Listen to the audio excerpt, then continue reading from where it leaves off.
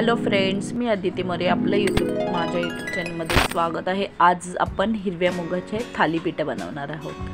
ठीक आहे. तर हे बघा, हिरवे मूग आहेत, भिजत ठेवलेले रात्रभर आणि त्याला छान असे मोडही आलेले आहेत, बघू शकता तुम्ही. आणि आता आपण ते मिक्सरला बारीक करून घ्यायचं आहे. ते बघा, कढीपत्ता, लसूण, मिरची, जिरं हे सगळं एकत्र मिक्सरच्या भांड्यामध्ये, हिरवे मूग, जिरं, लसूण वगैरे सगळं एकत्रच, आणि थोडीशी मेथी देखील घेतलेली आहे, बघू शकता तुम्ही. थोडी मेथी अशी भाजून घेतली आहे ह्याच्यामध्ये, ह्या 4 मिरच्या. त्याच्यानंतर बघू शकता हे कढीपत्ता, त्याच्यानंतर लसूण आणि जिरं हे सगळं ॲड करायचं आणि बारीक करून घ्यायचं. ठीक आहे. आणि आता हे बारीक केल्यानंतर असं भरभरीतच हे केलं, म्हणजे एकदम पण बारीक हे नाही केलंय, पूर्ण पिठासारखं एकदम पण नाही, जरा जाडसर थोडंसं. आणि आता हे बघा, ह्याच्यामध्ये आपण सगळं आधी हे सगळं काढून घ्यायचं आहे. त्याच्यानंतर थोडंसं हिंग घालून घ्यायचं. हिंग घातल्यानंतर आपल्याला आपले जे मीठ, मसाले, लाल तिखट सगळं ह्याच्यात ॲड करायचं आहे. बघा, हे मीठ घातलेलं आहे 1 चमचा भरून. कांदा चॉप केलेला आहे बारीक, तो घालायचा आहे. कांद्यानंतर लाल तिखट मसाला घालायचा आहे. हळद, त्याचप्रमाणे हळद घालायची आहे. आणि गरम मसाला आणि धनिया पावडर हे सगळं ॲड करायचं ह्याच्यामध्ये. आणि त्याच्यानंतर 2 चमचे बेसन पीठ घेतलेलं आहे. बघा, 2 चमचेच बेसन पीठ घेतलेलं आहे. आता तुम्ही ह्याच्यामध्ये ज्वारीचं, तांदळाचं कसलंही पीठ, आणि हे 1-2 चमचे गव्हाचं पीठ ॲड केले. ठीक आहे. आणि हे तांदळाचं पीठ, मोठी वाटी भरून तांदळाचं पीठ. आता तुमच्याकडे जर ज्वारीचं पीठ असलं तर ज्वारीचं घ्या, मी तांदळाचं पीठ घेतलेलं आहे. ठीक आहे. आणि हे सगळं आता एकजीव करून घ्यायचं, मिश्रण पूर्ण व्यवस्थित एकत्र करून घ्यायचं. पाणी आधी लावून, अजिबात पाण्याचा वापर नाही करायचा. थोडं आपल्याला हे करायचं फक्त, जेवढं म्हणजे त्या आपण मिक्स त्याच्यातच कितपर्यंत होतंय म्हणून ते बघायचं. त्याच्यानंतर मग थोडं पाण्याचा हात लावून असं मळत घेत जायचं आहे. ठीक आहे. अशा पद्धतीने पीठ आपण मळून घ्यायचं आहे. बघू शकता तुम्ही, छान आणि खुसखुशीत आणि खमंग असे थालीपीठ झालेले. माझ्या मिस्टरांचा मूड झालेला, त्याच्यासाठी केलेले खास.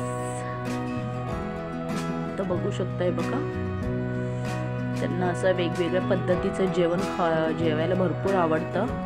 आणि मलाही आवड आहे, म्हणजे काहीतरी नवीन असं करत राहायचं घरी बसून उद्योग. आता बघा, आपलं झालं. तर थोडं पाण्याचा हात घेत थोडं मी हे आता एकत्र मळून घेत आहे. बघू शकता तुम्ही, मळून घ्यायचं. आता हे पाण्याचा हात थोडं पाणी घेत मळून घ्यायचं. हे बघा, आता हे मळून झालेलं आहे. आणि थोडं तेल पण ह्याच्यात घालून घ्यायचं, तेल थोडं मळून असं. आणि मग झाकण मारून ठेवून द्यायचं 10-15 मिनटं तरी ठेवून द्यायचं. आणि मग एक ओला कपडा आपला असतो, रुमाल वगैरे तुम्ही कशावरही थापू शकता. तर हे रुमालावर बघा, अशा पद्धतीने हाताने, हलक्या हाताने थोडं पाणी लावून थापून घ्यायचं.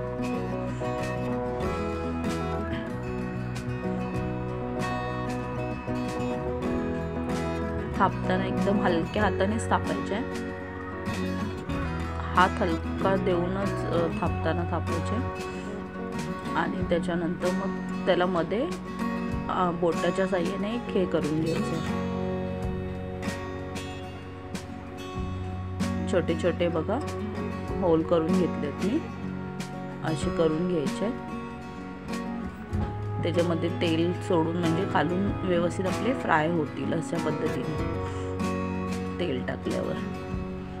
हे बघा, खरपूस असेच हे भाजून घ्यायचे. बघू शकता तुम्ही, बघा भाजून पण छान झाले आणि खायला तो अतिशय उत्तम झालेले ते.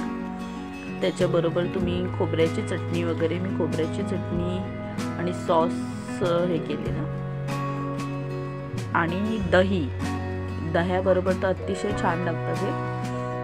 दह्यात थोडंसं मीठ, ऑलरेडी आपण थोडं मीठ आणि तिखट टाकून खायला घ्यायचे. बघू शकता तुम्ही.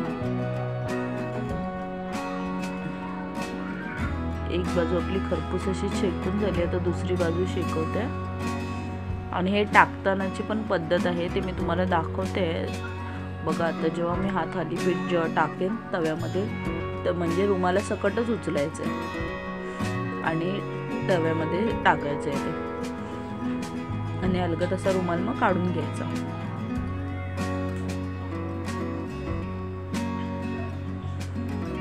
खुसखुशीत आणि खमंग असे थालीपीठ झालेले. तर तुम्हाला कशी माझी ही रेसिपी वाटली ते मला कमेंटद्वारे नक्की सांगा. व्हिडिओ आवडल्यास लाईक करा, चॅनलला सबस्क्राईब करायला विसरू नका. Thank you, bye bye. Thank you for watching me. भेटूया पुन्हा नवीन नेक्स्ट व्हिडिओमध्ये अशीच नवनवीन रेसिपी घेऊन. बघू शकता तुम्ही, हा ठेचा आहे, ठेच्यावर पण छान लागत होते.